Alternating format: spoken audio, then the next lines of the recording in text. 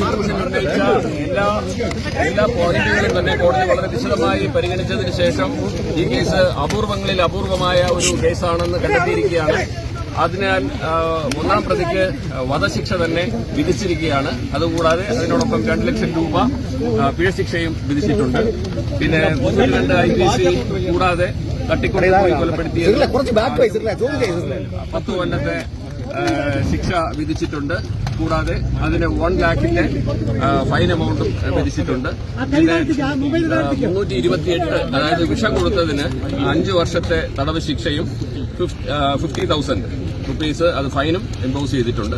പിന്നെ 2 വർഷത്തെ തടവ് ശിക്ഷയാണ് ഈ 203 അതായത് പോലീസിനെ അന്വേഷണത്തിൽ തെറ്റിദ്ധരിപ്പിച്ചത്.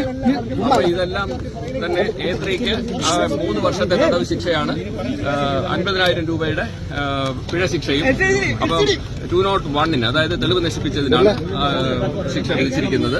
ഇതില് എമൗണ്ട് റിയലൈസ് ചെയ്യുകയാണ് എന്നുണ്ടെങ്കിൽ പിഴശിക്ഷ അത് കോമ്പൻസേഷനായിട്ട് മാതാപിതാക്കൾക്ക് കൊടുക്കാനും കോടതി വിധിച്ചിട്ടുണ്ട്. കേരള പോലീസിന്റെ ചരിത്രത്തിൽ ആദ്യമായിട്ട് വളരെയധികം ഒരു അപ്രീസിയേഷൻ ഈ കേസിൽ ബഹുമാനപ്പെട്ട കോടതി കൊടുത്തു. അത് വളരെ കേരള പോലീസിന്റെ അഭിമാനമാണ്. അപ്പം അതിനാൽ അതൊരു വലിയ കേരള പോലീസിന്റെ വിജയമായിട്ടും പ്രോസിക്യൂഷന്റെ വിജയമായിട്ടും ഞങ്ങൾ ഇതിനെ കാണുന്നു. വിധിയിൽ പൂർണ്ണമായും തൃപ്തരാണ്. 100% തൃപ്തനാണ് എന്ന് മാത്രവുമല്ല, ഇപ്പോൾ ഷാരാൻ രാജിന്റെ കുടുംബവുമായിട്ട് വരുന്ന വഴിക്കിപ്പോൾ അവര് 100% കോടതി വിധിയിൽ സംതൃപ്തി അവരെ അറിയിച്ചിരിക്കുകയാണ്. കാരണം അവർക്ക് നീതിപൂർവമായിട്ടുള്ള ഒരു വിധി ലഭിച്ചു എന്ന് ഇപ്പോ പറയുകയാണ്. ഒരു കാര്യം കൂടി, അമ്മയെ ഒഴിവാക്കിയിരുന്നു, കുറ്റവിമുക്തയാക്കിയിരുന്നു, അതിനെതിരെ തുടർ നിയമ നടപടികൾ ഒരിക്കലും ഇല്ല. അതിന്റെ ആവശ്യമില്ല. ഒരിക്കലും അപ്പീൽ കൊടുക്കേണ്ട ഒരു ആവശ്യവും വരുന്നില്ല. കാരണം അതിന്റെ തെളിവിന്റെ അഭാവം എന്ന് പറയുന്നത് പോലീസിന് നൽകിയ കുറ്റസമ്മത മൊഴി അല്ലാതെ മറ്റൊന്നും തന്നെ അവർ തെളിവ് നശിപ്പിച്ചതിന് ലഭിച്ചിട്ടില്ലായിരുന്നത് കൊണ്ട് മാത്രമാണ് കോടതിക്ക് അവരെ വെറുതെ വിടേണ്ടി വന്നത്. ഈ ജ്യൂസിൽ വിഷം കൊടുത്തത് കുറ്റമാണ്, അത് കോടതി കണ്ടെത്തിയിട്ടുണ്ട്. പക്ഷേ അന്വേഷണ ഉദ്യോഗസ്ഥർ അല്ലെ പ്രോസിക്യൂഷൻ അക്കാര്യം ഉന്നയിച്ചില്ല എന്ന് കോടതി പറഞ്ഞു. അതെ, അതായത് ഈ നേരത്തെ 22/8/2022 ഇതേ സമാനമായിട്ട് ജ്യൂസിൽ വളരെ ഹെവി ഡോസ് ഓഫ് പാരസിറ്റമോൾ കലക്കി ഒരു ശ്രമം ഈ ഒന്നാം പ്രതി ഷാരോൺ രാജിനെ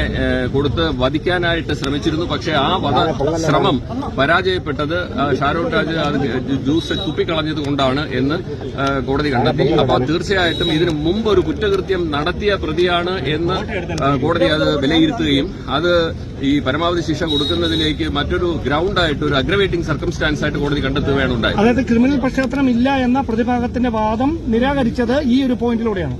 ഇതും കൂടാതെ തന്നെ ഇത് വളരെ മെറ്റിക്കുലസ് ആയിട്ട് വളരെ പ്ലാൻ ചെയ്ത് നടത്തിയ ഒരു ഇന്റലിജന്റ് ക്രിമിനൽ എന്നുള്ള ഒരു രീതിയിലാണ് കോടതി കണ്ടെത്തിയത്.